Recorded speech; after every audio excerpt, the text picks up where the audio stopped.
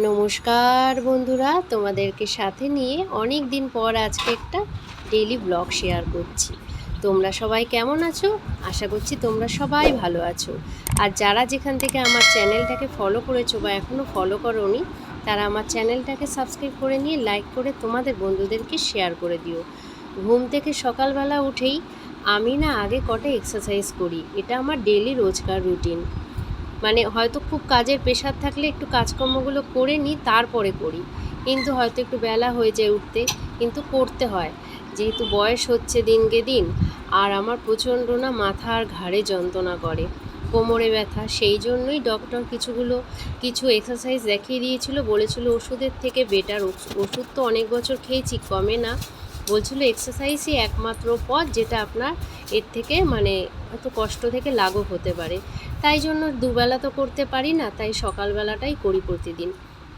যাই হোক, করে জানলা টাল্লা খুলে দিয়েছি, বাসি বিছানাটা পরিষ্কার করে গুছিয়ে ঝাড় দিয়ে নিয়েছি। আর রাতের বেলা এখন চুল আর বাঁধা হয় না, এই তো চুল উঠে উঠে টিকটিকির লেজের মতন হয়ে গেছে, কি আর বাঁধবো।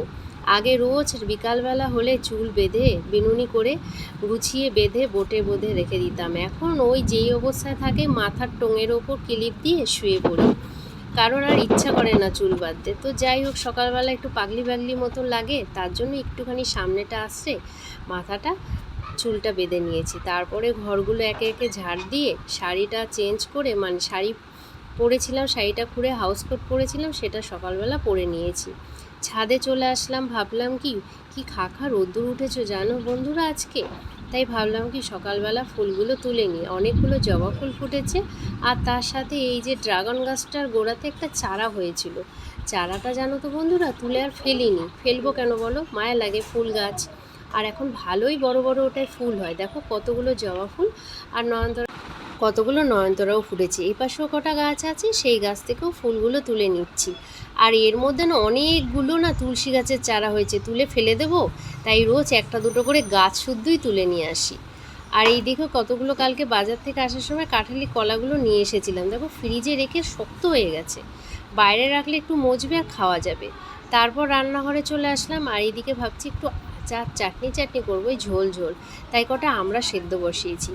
ওই দিকে দেখতে পাচ্ছ পেয়ারা গাছটা, কত জানো তো বন্ধুরা বড় বড় পেয়ারা হয়েছে। দুঃখের বিষয় একটাও খেতে পারি না। এই দেখো একটা বড় পেয়ারা পেকে, তাতে ওই যে সবুজ সবুজ মাছি বসে খাচ্ছে। এত বড় গাছটা একটা লগাও নেই যে পেরে খাবো, আর পারতে গেলে নিচে পড়ে যায়, পেকে পেকে প্রায় সব পেয়ারাই পড়ে যায়, কপালে আর জোটে না। আর এইদিকে ডালটা ফোড়ন দিয়ে দিলাম, ফোড়ন দিয়ে একটু নাড়িয়ে চাড়িয়ে নিলাম, একটু ফুটে গেছে।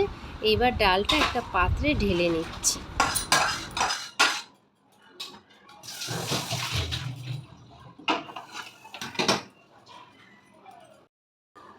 আজকে রান্না করেছি সিম্পল, গরমের মধ্যে ভালো লাগে না তাই চাল কুমড়ো দিয়ে ডাল করেছি, মসুরির ডাল, ডিমের অমলেট করেছি, একটু আমড়ার চাটনি করেছি, একটু টক টক মিষ্টি মিষ্টি। আর এইদিকে সব রকম সবজি দিয়ে একটা সবজি করেছি।